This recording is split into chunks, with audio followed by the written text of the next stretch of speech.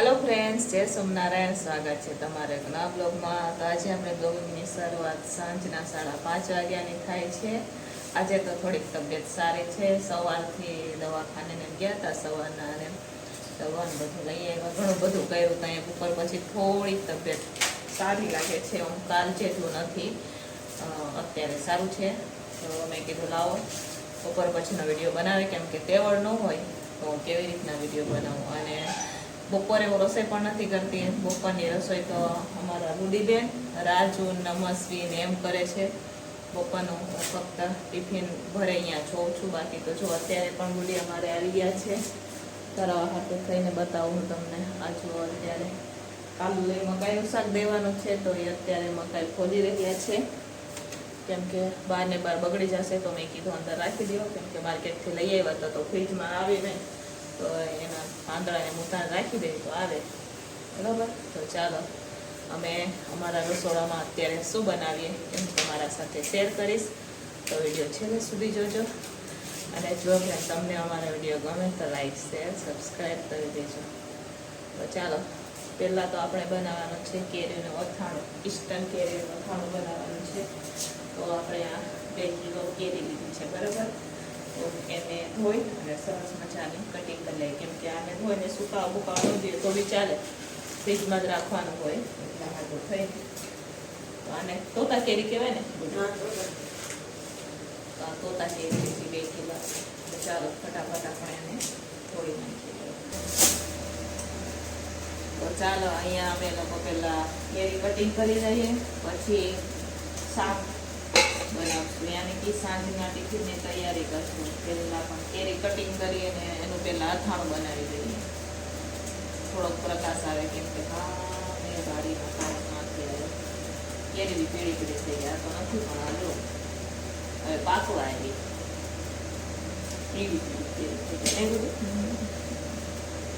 તો ચાલો આને કટિંગ કરી લઈએ, ઝીણી ઝીણી કટકી કરી લઈએ, એટલે કાલે પછી એને ડગરામ ભરી દઈશું, આખીને ટેમને રાખવાનું। તો ચાલો કેરી પણ આપણે કટિંગ થઈ ગઈ છે। તો આજે આપણે સાંજના ટિફિનમાં શાકમાં દેવાનું છે રીંગણ બટેકા। તો કંઈક અલગ જ રીતના આપણે આજે રીંગણ બટેકાનું શાક બનાવશું, બરોબર। જનરલી આપણે તપેલામાં બનાવી દેતા હોય કાં કુકરમાં, તો આજે આપણે કંઈક અલગ જ રીતના આપણે શાક બનાવશું। તો એના માટે પહેલાં આપણે ગેસ સળગાવી દીધો છે અને કુકર પણ રાખી દીધું છે સામે। રીંગણ બટેકા પણ આપણે પાણીમાં પલાળી દીધા છે કટિંગ કરીને। હવે આમાં તેલ નાખશું, તેલ નાખી ને રીંગણ બટેકાનો વઘાર કરશું, 1 સીટી કરી લઈશું અને પછી વઘાર કરશું, બરાબર। કેવાક બને તો પહેલી વાર ટ્રાય કરું। બટેકાને એટલા તો વઘારા છે, પણ રીંગણ બટેકા ક્યારેય નથી બનાવ્યા મેં। તો આજે તો હું 1 સીટી કરી અને પછી બનાવું છું, કેવા બને ટ્રાય કરીએ। તો આ બટેકા છે અને રીંગણ।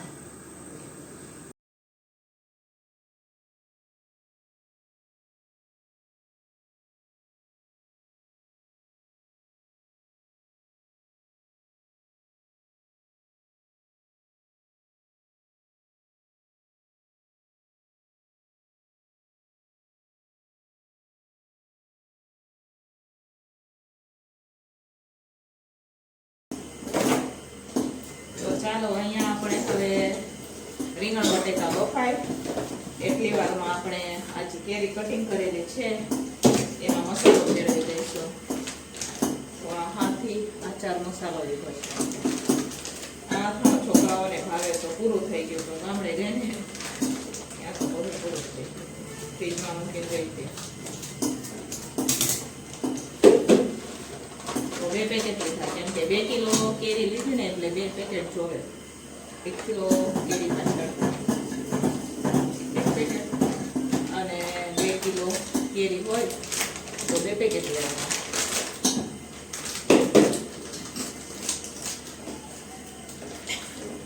લીંબુનું બને, ગુંદાનું બને, ગાજરનું બને, મરચાંનું બને। મરચાંનો ઠામ પણ સરસ બને, એ પણ ટ્રાય કરજો। નેક્સ્ટ ટાઈમ મરચાંનું બનાવશું, મોરા મરચાં। તો મસાલો નખાઈ ગયો છે, હવે તેલ નાખીને આપણે મિક્સ કરી દઈશું।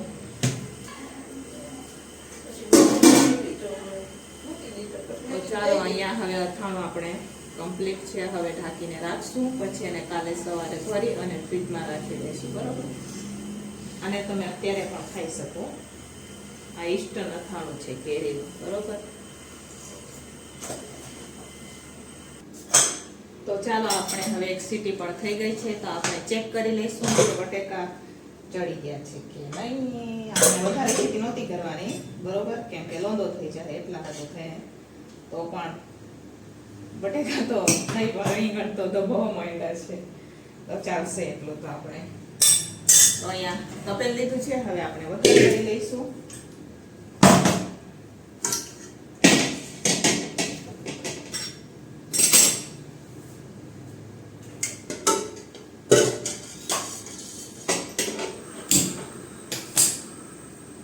કરવા માટે આપણે અહીંયા ટોમેટાને ગ્રેવી નથી કરી, ચીલી કટર કરી લીધા છે, અને આદુ છે, અને આ છે મરચા. બાકીના રેગ્યુલર જે મસાલા હોય ઈ જ છે. તો ચાલો કંઈક નવી જ રીતના આપણે આજે રીંગણ બટેટાનું શાક બનાવશું, ટ્રાય કરશું કેવું બને છે. તો ચાલો થોડાક એટલા આપણે આખા મસાલા કરી દઈશું. લાલ મરચા નાખેલા છે આપણે, તમાલપત્ર છે, લવિંગ, બાદિયા, તજ, એવું બધું નાખી ભૂકો પણ નાખશું, અને થોડાક એટલા આપણે આખા મસાલા પણ નાખશું, એટલે ટેસ્ટ સરસ લાગે. એટલા હાટું થઈને બરોબર.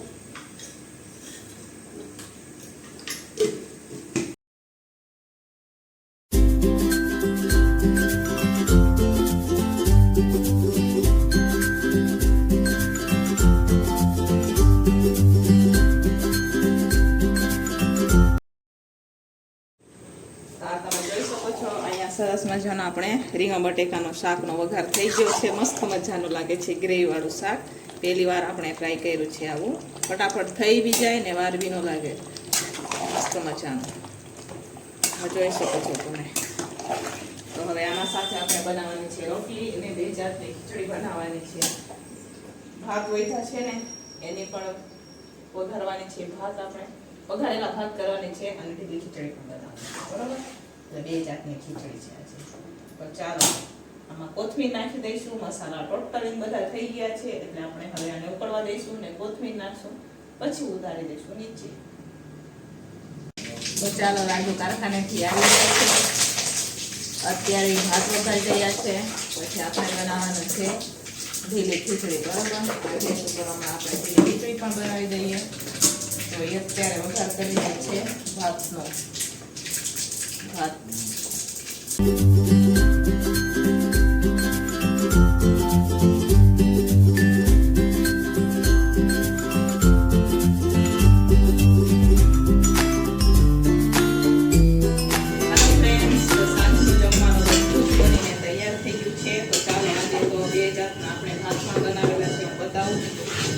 સરસ મજાની મગદાળવાળી ઢીલી ખીચડી બનાવેલી છે. આ પણ ખીચડી છે, આ જોઈ શકો છો તમે. 2 જાતના અલગ અલગ. અહીંયા સરસ મજાના આપણે એક નવી રીતના રીંગણ બટેકાનું શાક બનાવેલું છે. ગ્રેવીવાળી આ રોટલી છે. અત્યારે છોકરા ઓછા છે એટલા હાટું થઈને આપણે ઓછું બનાવેલું છે. બરોબર, તો ખીચડી પણ છે. તો આજે તો 2 જાતના ખીચડી એમ કહ્યું તો બી હા, જમાડામાં ખીચડી કહે, આને પણ ખીચડી કહે, આને પણ ખીચડી કહે. બરોબર, અને પીળા ભાત પણ કહે. જોઈ લો. ચાલો તમારે પણ જમવું હોય તો આવી જાઓ. મસ્ત મજાનું જમવાનું છે મેનુ. સરસ મજાનું ટિફિન કરી દઈએ, કેમ કે 8 વાગે ગયા એટલા હાથ થાય. તો સાંજના ટિફિનમાં રીંગણ બટેકાનું શાક, ભાત, ખીચડી અને રોટલી. બરાબર.